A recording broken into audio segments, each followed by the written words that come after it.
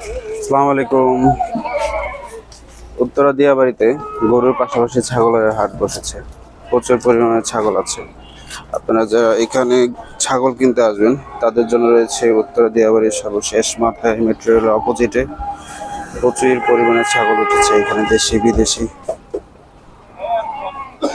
প্রচুর ছাগল উঠেছে। আপনাদের দেখানোর চেষ্টা করছি ছাগল। ভাই, আপনি কোথা থেকে এসেছেন?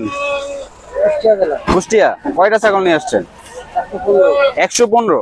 অনেক ছাগল। ভাই কুষ্টিয়া থেকে এসেছে, 115টা ছাগল নিয়ে এসেছে।